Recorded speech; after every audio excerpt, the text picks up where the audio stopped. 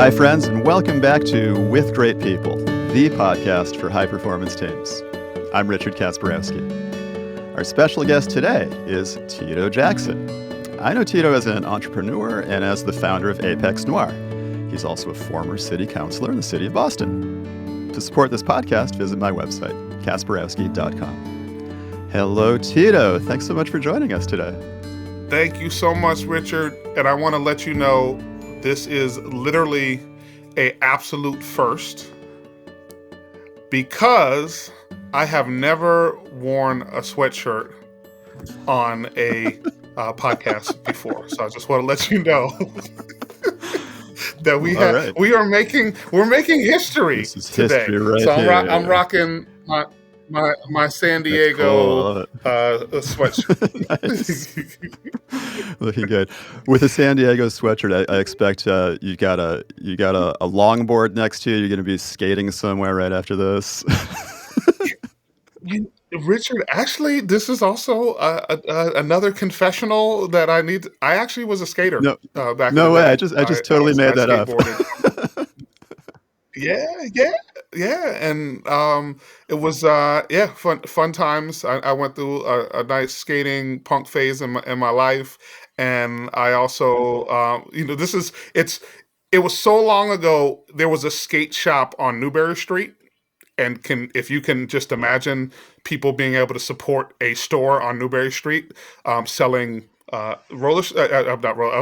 skating tire as well as trucks and boards. So that just that gives you a little bit of the landscape relative to time and age. That's so cool. You would have been one of my heroes. I used to hang with the skaters, but I could never make a skateboard work for me. That's awesome. That's awesome. So I introduced you as entrepreneur, founder, former city councilor. Is there anything you would add on to that introduction? One of the identities that I think is also really important is that I'm adopted. And so, Richard, I was adopted at the age of 2 months old, and 4 years ago, right around this time, I actually met my biological mom and my two little brothers. And so that has been a very important piece. And so on an annual basis, I host National Adoption Day with the multiple organizations at the courthouse. And so they confer usually over 100 adoptions in the same day. So that's one of the things that I really that really is important to me. Right. That is so cool. Okay. And check this out. I was adopted when I was 3 months old. And about 4 years ago, I met my birth mother.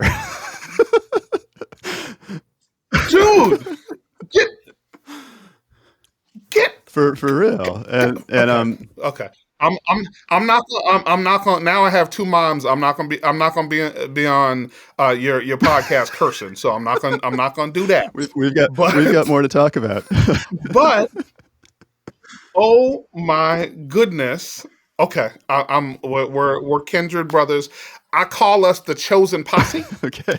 Because I have 4 older siblings, and I remind them that they just had them and that I was chosen. I was the chosen one, and then my adopted parents, I said, and then they figured out how to have biological kids of their own.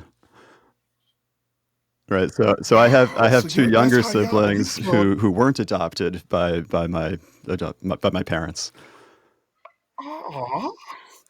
So we have 4 older who are biological, and then I have 3 younger siblings who are also adopted. I haven't met my biological siblings yet. I talked to one on the phone, and I know there's a couple more that were born after me from my biological mom. That's so cool, man. It's something special about the age we live in. I don't know how it happened with you. For me it was a trick of 23andMe. And then learning that there's a place in Dorchester called the Registry of Vital Records, and you could just go there and find your birth certificate. Whoa.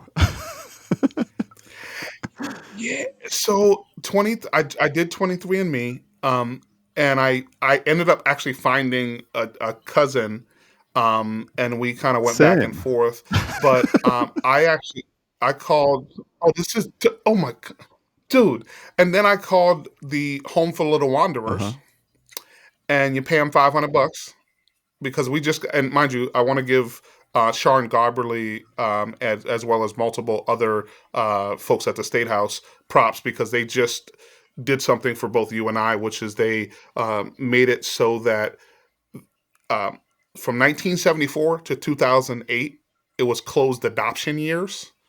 So we weren't technically allowed to get the information, and they just changed that. So it was this random thing. So pre 74, wasn't closed adoption. After 2008, what wasn't closed adoption. So that just happened. So props to those folks. But then I actually found out this is random side story, and then I'll get off of this. My biological mom went to City Hall in 2011 to get the records of the original birth certificate, and she couldn't because of this closed adoption thing. And what ended up happening was, well, she wasn't able to. She was there for an hour, and I was literally in the building Oh my God. because I was a city Right. councilor. That was your office. So we okay. So we have a Oh whole man. okay. Cool. So we're gonna do this team thing, but we have. I think Richard. I think there's a whole brother to brother. Actually, that might even be a good. We could call it brother to We've brother, got and okay. then have a picture of Okay. us. And actually I don't know. Yeah. Okay. We've got a next podcast series or something. I don't know. Yes, we do. I guess we technically have to finish this one, and then we We'll can do this one we'll finish this one, and then first. we'll start the next one. Okay. Wow. So this is pretty cool, man. This is the podcast about teams, and I love to ask people about the best team you've ever been on in your life, and this could be any kind of team. I define team as any group of two or more people who have shared goals. So it could be a work team, I suppose. In some stretch of the imagination, the Boston City Council might be a team. It could be like the people you're working with at Apex Noire. It could be some sports team, some music thing, your skater friends. What's the best team you were ever a part of in your life? This one is pretty easy for me. The best team that I've run with and connected with was my city council office team, which consisted of it's probably about 4 to 5 folks at most times, and then we had a great well, we had a bunch of folks who were interns, and then obviously the question is why would that be the best team? Um, the level of uh, cultural dedication to the goals in that team were just remarkable. I literally had to throw my staff out of the office at oftentimes at 8:30 or 9 o'clock because because they literally had started their day. Depending on what type of crisis the day started, you could have started a day at 6:30 or 7, and literally they knew obviously that I was working, very hard and long hours, and there was always this component of wanting to be um, accountable to each other and working our butts off. And those that that culture permeates through to even folks who are interns. And so our last group of interns, um, so when you're in city council, one of the most difficult pieces is constituency services, right? So people have whatever issue. It could be something the school year starting. Sometimes people's kids don't get picked up. That's a problem. Sometimes folks trash doesn't get picked up. Stop signs. It could be anything. So oftentimes in government, people see these jobs as not the choice job, and so people will avoid it. And I would say, in our office, I did constituency service, and I was the elected official, and everyone did it. And so when we had our last group of interns, they branded themselves Teen Titan, and they each had a individual from this TV show Teen Titan, which I don't know that much about, but they were some I used to superheroes. watch it with But my they son. literally would fight. Okay, so this is so they would literally fight over who could do the most constituency service calls in a week, and which again, this is but not the spectacular work. This is the real work in the council. And I would say that's one of the pieces that I just really loved. The one other piece that was really important is that we used to have Cowbell Fridays. And Richard, I'm sure you would like to know what cowbell, because we always need more cowbell Hey, in hey, our life. Tito, what's So Cowbell we would Fridays? So Cowbell Fridays was the day that we would do our weekly success report outs, and so we each would go around and speak about one or two things that we were proud about in that week, and I would ring the cowbell as a celebratory piece. And so, people think this stuff is like cheesy, corny, or whatever. So, Richard, there was one week I forgot to do it on Friday. Like I think I had something came up or whatever, and I got in on Monday, and everybody was really angry with me. I was like, "Hey guys, what's the problem?" We had not done our cowbell ceremony, and it was missed. And so I would also say, so I think one of the keys is that we have to acknowledge the things that we're not doing and the deltas that we have. But I think one of the most important pieces about teams, and we always say teamwork makes the dream work, and we would use lots of quotes from movies. There's a movie called Drumline, and there's a line in there that says "One band, one sound." And so we would always want to be on the same page. But I think it's so important to take the time to celebrate the small wins. And that really helps you prepare and root yourself in a way and as a team that you are structured to deal with the headwinds that will inevitably For come. sure, for sure. And I love that you use the word cultural dedication to goals, right? Like, what else about Yeah, like Richard, you had a because culture around this on your team? So what else about that? well, the culture also meant that regardless of what other offices or organizations did, we held ourselves to our own high standard. We knew that the way to do this job, and there was really only one way, was to totally sell out for the people in our community. And that would mean at times putting ourselves in really difficult situations, and sometimes even quote unquote controversial situations, but we were doing it for the people. And I'll tell you, one of the pieces that really grounded me in with my team was when I objected to the Boston 2024 Olympics coming to the city of Boston and costing the people of Boston. On paper, they told us $9 billion. Richard, it actually ended up being 12 billion. But what's 2 or 3 billion here or there amongst friends.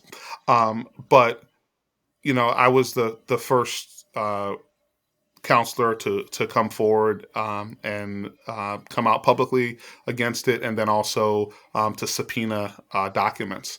And then we ended up, and just think about this, Richard. This would be building stadiums for the Olympics right now with public funds and the like, and just to contextualize what that would look like. But the thing was having a team who was able to execute on communications, execute on preparation, and just simply be there for one another in a difficult time was so critical. But that we built that with each other and as a culture, and our ability to lean on each other and trust each other. So I'm very, very proud of, and huge shout out to Team Tito, who rocked out for us, and the people of District 7 and the people of the city of Yeah. Boston. Yeah, and it's funny. I'm thinking this is actually a global podcast, but you and I are both. I didn't grow up in Boston, but I've been here for way more than most of my life, and I think of myself as a Bostoner. It's a very local conversation, and I love that. Yeah, Now, yeah. now, Team So Tito. I guess that's one word to describe the team. But if you could, as you, I mean, I've been reliving this team with you, and I love it.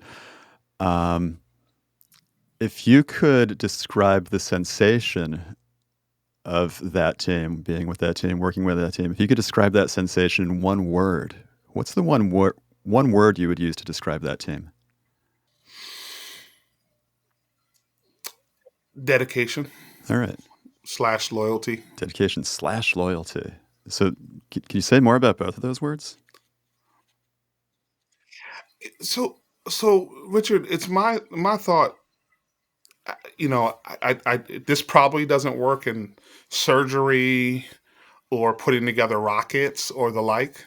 But in government, you typically can um, teach people the job, right? So that's to me not, the skill set piece is one of the things that we can train people up on. Um, and so the two areas that, really rocked out for us was loyalty. And it's not even to me, but loyalty to the people and the overarching objective and cause, right? So that's one component, and hard work. Those two things, you know what? I can coach you on your job. I can coach you on how to how to navigate government bureaucracies and the like. But that loyalty and realizing it's bigger than us as an individual, and that one phone call um, might only be one phone call to you as an individual, but to that person on the other end, that could be their housing, that could be their lights staying on or off. And so to them, it is literally the most important piece. And by the way, whether or not it's at the federal level or state level or local level, or even if they're from another municipality, the objective is to make sure that we are dedicated to our people. So that's um, one of the things that really moved me. I love the feeling of the description of dedication and loyalty. Um, I'm wondering. Okay, I know it's elected office, but I'm curious. You seem like you really loved it. I'm curious about why you're still not doing city councilor or something like it. I know you ran for mayor once, maybe more than once. I don't know the whole history of everything.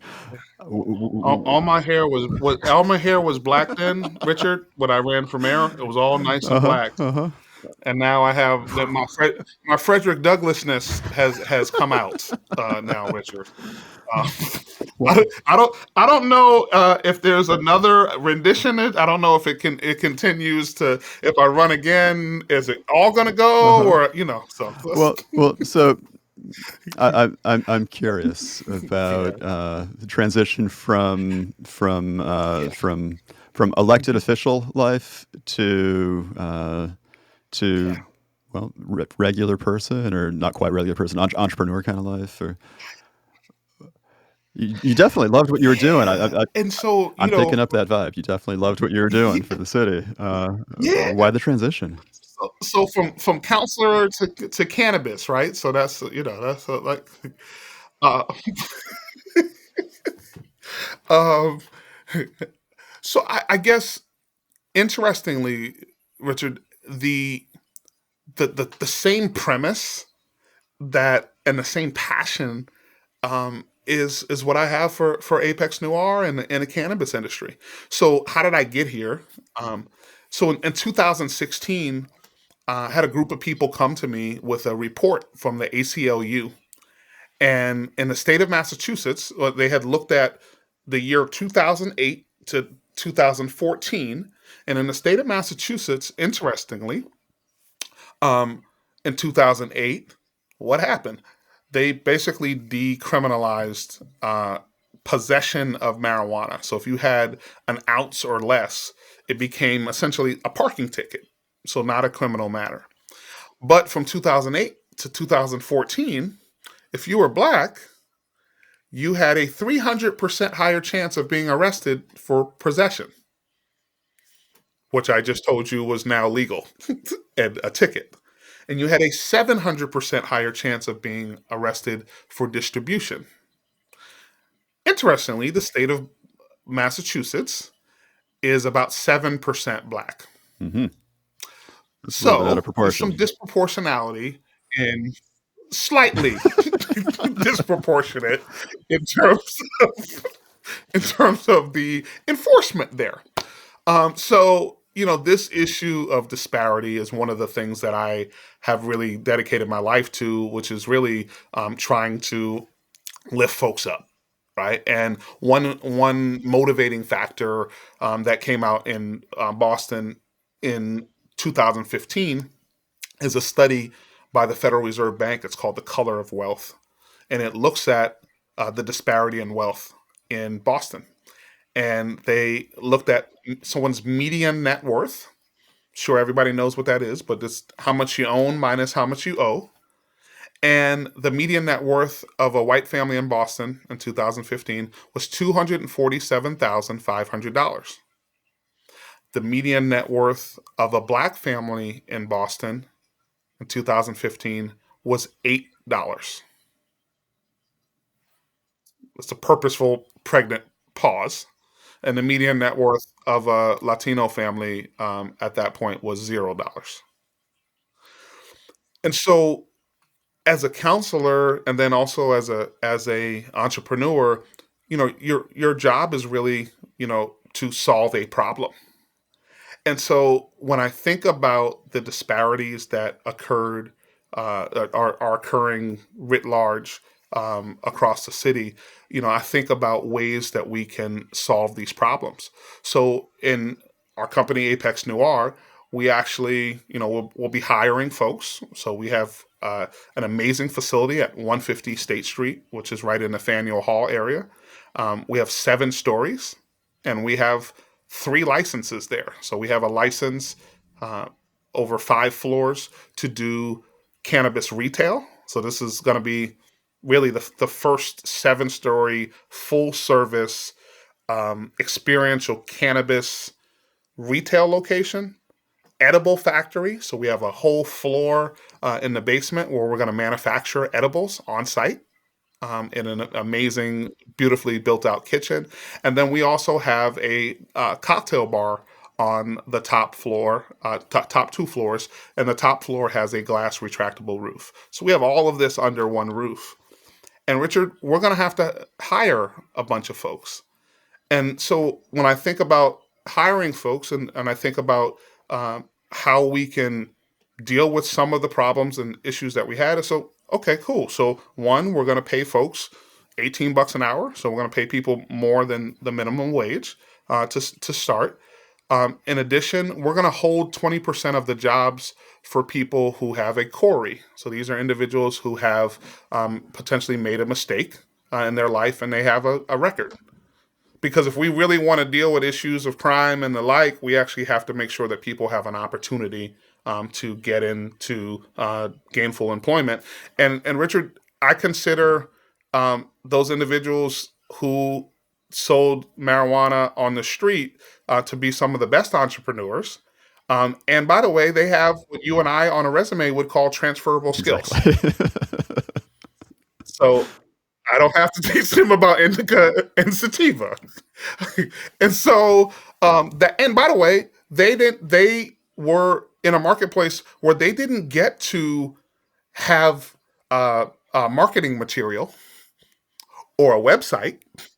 So there is something to be said about their understanding of the business world, and then you partner that with, again, good benefits, an opportunity for people to move up, as well as a couple of things that we're doing to actually help many folks who want to become entrepreneurs in the cannabis industry learn how to get into the industry. So we have a program called Verdant Ventures. So we actually are teaching people how to get in the industry, as well as paying for the initial fees for them to open their own business. So for me, you actually get to take some of the issues that I learned about as a city councilor, and without all of the bureaucracy, you get to solve some of those problems in the business that I'm in. So we actually, really believe in a culture of conscious cannabis capitalism that allows for us to be thoughtful in the way that we run our All business. right. All right. Well, now it makes a lot of sense. And then And we're gonna have a lot of no, fun too, totally. which is not. I'm not saying is always the case in government, but not enough. And so we're gonna actually have a little bit more fun than I And, had and just like you said, and I had a lot of fun. Now, mind you, I had a lot of fun as a city yeah. councilor. And just like you said, it's the things that I mean, this is why I'm not in politics and why I get frustrated with politics. There's no red tape. There's a lot less red tape when you're running your own business. You have an idea, you run with it, and so you get to do that now. Yeah, Back really to looking Team forward to it. Tito and dedication and loyalty. Um, Subjectively and objectively, let's start with subjectively. Was there anything else that went into you knew it was a great team?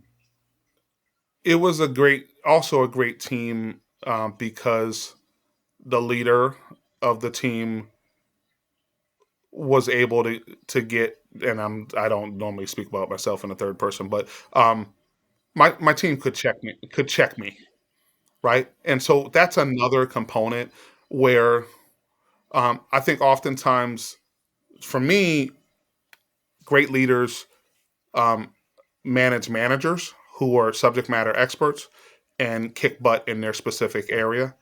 Um, and for me, I had a team of individuals who um, sometimes needed to tell me to be quiet about a specific issue, or that I didn't understand it, or that I was doing the wrong thing. And so that piece also, when you get to the phase where you are able to have a leadership team who's able to pull your collar and get you right. I think that's, to me, that heightened level of team, but also real leadership um, that allows for um, all to be part of leadership rather than one. Ah, yeah, okay. Yeah. And what about objectively? How do you know that this was a great team? This would be like if somebody were looking at the team from outside who's not on the team. What would they have noticed? Yeah. So what they would have noticed is that our office handled probably the most uh, constituency service complaints, to the point where we had individuals from other areas. So in Boston, we have what we call a hybrid city council. So you have 4 at-large councilors, so they take care of the whole city. But then you have 9 quote unquote district councilors who have a geographic area. So literally, I would have people from parts of the city that I did not represent come to our office because of the service that we were providing. And oftentimes the other piece was most people call. Well, Richard, our folks didn't really call all the time. They just would show up. So by far, we would have by far the highest number of in-person visitors, and this is all pre-COVID. But people would show up to have their constituency complaints heard and taken care of. So there was that component, and then we also did extra things, such as on an annual basis. We had two really awesome events. We had a turkey fry, which I hope to bring back, Richard. It was very intimate. It was 1,200 of our closest friends, but it was a community event. It's a block party, and then we also did a massive turkey giveaway on an annual basis. We actually would feed 4,000 families annually, and that's obviously over and above what's in your job description as a city councilor, and that was um, all based on the team that we put together that was able to execute Yeah. that. Okay, so you mentioned I want to get into some concrete behaviors that people listening and watching could maybe replicate in their teams or uh, customize for their teams, just model their teams on yours. You had the Cowbell Fridays. That's a concrete behavior, something fun that you did to celebrate all the wins. What are some other concrete behaviors that you did together as a team that helped make it so great? Yeah. So yeah. So was that piece?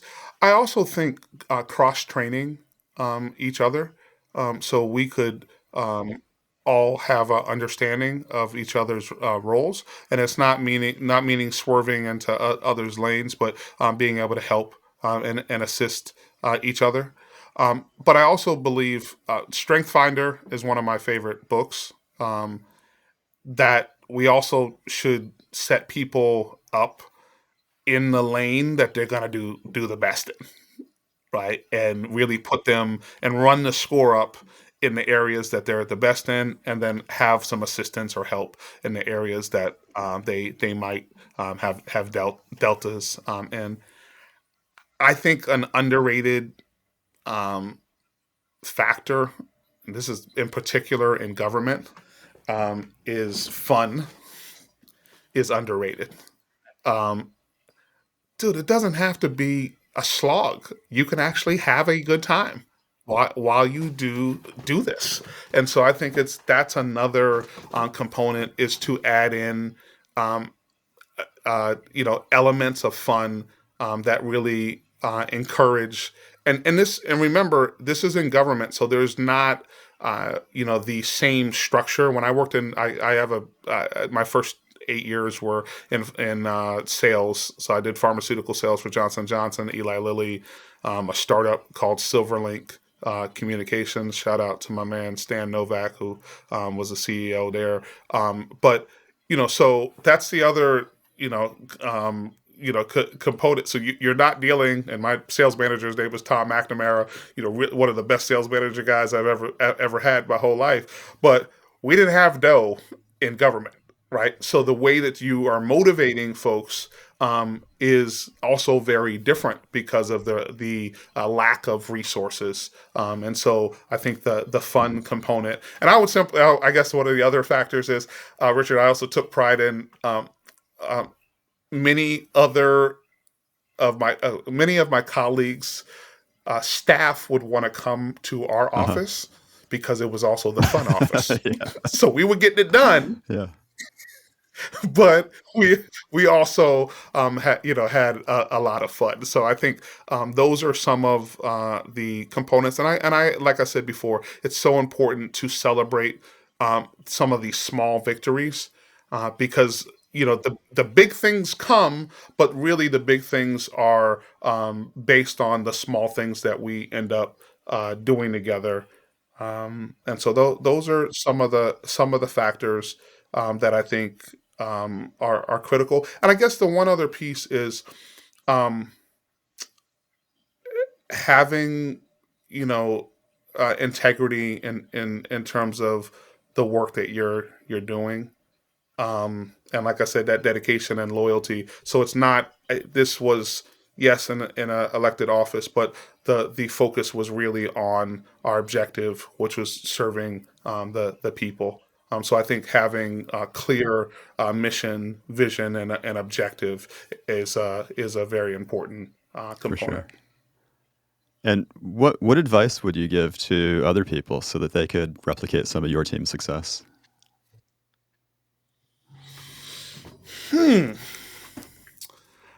Um, I think as we talked about earlier. I think there is a component um, of culture building that is not top down.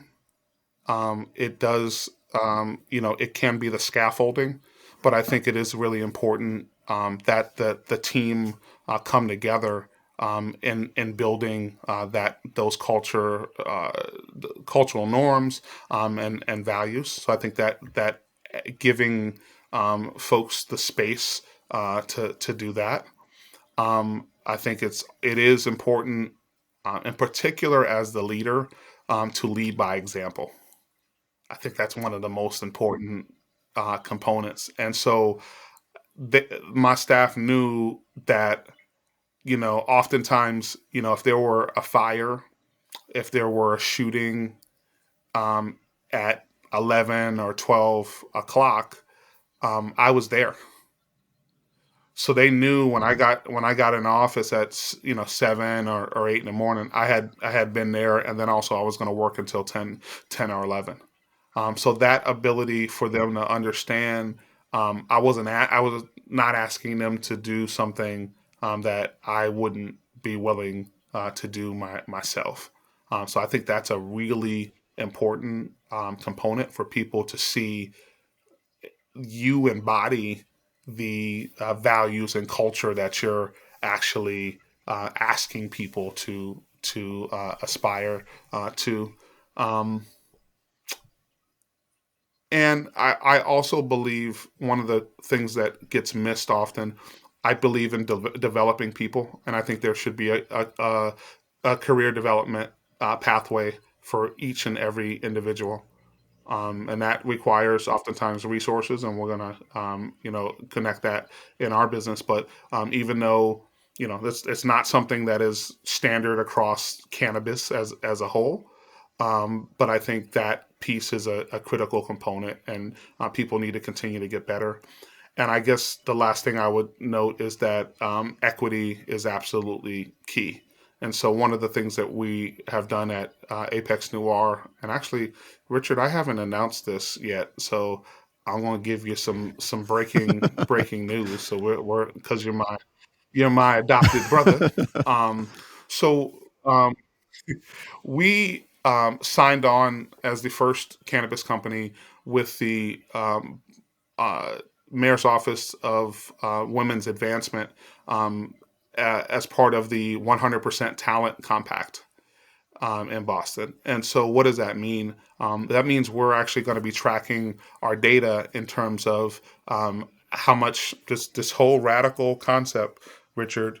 We should pay women equitably versus their male counterparts. No, it's really radical, but no, but this is it's literally the right thing to do. And the difference is in our company, we're really the first company that's doing it prospectively rather than retrospectively, right? So we're actually starting with that as a value. Um, it's simply the right thing to do, and it makes absolute sense. And so I think that is another component for people to understand the policies and procedures and all of that stuff means something, but the proof is really in the pudding. And compensation and equitable compensation is not something that should be toyed with or played with. For me, it's kind of binary. Either this is something you believe in and you write the check to make sure that we're equitable, or something that you don't believe in. and your equity, the component of equity, or I'm sorry, lack of equity Yeah, persists. yeah, and the integrity that goes with that. It's not just saying it; it's writing the check. Yeah. Yeah. Awesome, awesome, awesome, awesome. So, in addition to this advice, examples that other people could follow, is there anything else you want to add? And anything at all? Um, I think you asked me earlier about the city council thing. I what I would also say to you is that I don't believe that individuals should serve in office as really a career. I believe we should move in and out of service. And I would submit, Richard, I would love for you to be in some type of elected, appointed office. Our country would be in a much better place than we are right now. And I would submit, we get the government that we deserve. And if there's not awesome people like you who step up, then we get what we get. I would also say we don't have to wait to have a title to to do something. You don't need a title. There are people who, there are moms who take over some aspect of a whole school district and change the whole world. There are individual young people who decide to raise funds for a specific cause and change their neighborhood and community and things around them.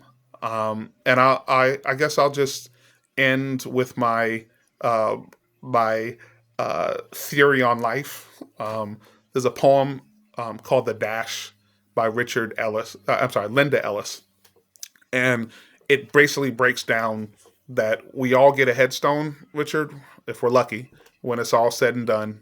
By the way, there's a secret that you don't get out of life alive, right? So we all gonna leave here someday, and we get we get a headstone, and on the headstone there are three important things. There's our name, the date we came here, and then the date we leave. But the most important thing on the headstone, that most unique thing on the headstone, the thing that only thing that represents you is the dash between the two dates. And that dash is a challenge and it's a question mark about what did you do?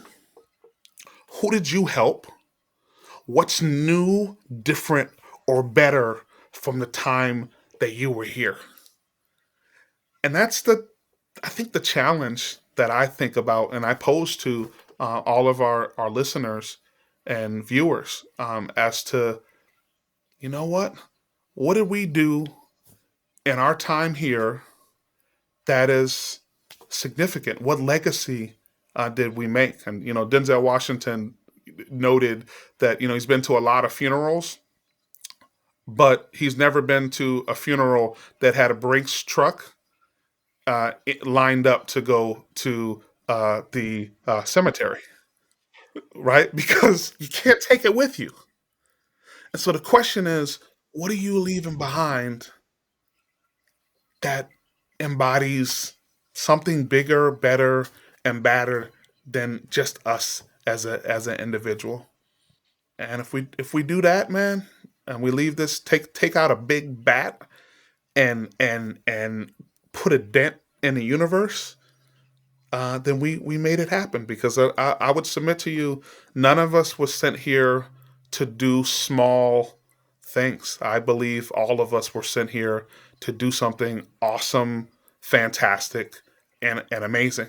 And so be bold in what you're doing in your private life, your work life, and hopefully someday you are able to get what a friend of mine, her name is Gina Rudan, she wrote a book called Practical Genius. Hopefully your work someday and your passion, hopefully someday they intersect and you are able to not have to work another day in your life because you're living out your passion on a day-to-day basis. Thank you for that, dude. That is awesomely and scary inspiring. I feel that. Like it's so inspiring, and it's scary how inspiring it is. Like I want to go do things now that I'm afraid to do. Hold My elected office adopted or do brother. something in local government. I'm so afraid of that. Maybe because that's something I should do. Wait, and, yeah, and I'm gonna push this one piece, and I'm not trying to get political, but I'm trying to get kind of structural when it comes to it. All that stuff down in Washington, have y'all have that, and and we do that every 4 years. But to your point, Richard, and my friend who's a Congresswoman, Ayanna Pressley, when she first ran, she said, local government is the government that touches people, right? You don't call the White House if your kid doesn't get picked up at the bus stop. You don't call DC, right? And so there's a place locally, and it happens in Massachusetts. We have 351 cities and towns, and there's places where we still have straight town meeting. Right, there's just a town meeting, and mind you, that's where you get some of the best apple cider that you ever have in your whole life. But they have straight. Hey, in these places and spaces, individual folks can absolutely make a huge impact, and you can do it in your town, but you can do it in your company, and you can do it in your For sure. life. For sure. Awesome. Awesome. Awesome. Tito, is there if somebody wanted to get in touch with you, some viewer or listeners, is there a way they could do that? Yeah. So I'm gonna start getting cool like the young folks who are schooling me on this social media stuff. Um, my IG is at Tito Jackson BOS, and it's not for boss, it's actually for Boston, right? So at Tito Jackson BOS. I actually, to the chagrin of my other brother, the other Tito Jackson, who's related to Michael, Oh, that. and to the Oh, chagrin of many there's some other fans. And shout Jackson out to family. him. Yeah, that's true. I'm definitely a fan of the Jackson Five, and I totally want to meet Tito Jackson someday. So if he's a listener, brother Tito Jackson, please reach out to me. But my Twitter handle is actually at Tito Jackson, Woo! You got that. which is really cool. Yeah, so that's The Tito Jackson. um, yes, You are the yes, Tito Jackson. right. The Tito, and so, and for email, it is actually Tito at apexnoire.com. So Tito at APEX Noire NOIRE.com. Perfect. We'll put some links to this in the podcast episode description. Whew, this was fun, man. Awesome. Thanks, Tito. I really appreciate you joining us today. Richard, my adopted brother from another mother. I'm 2 months. You're 3 months when it comes to the adopted situation, situationship.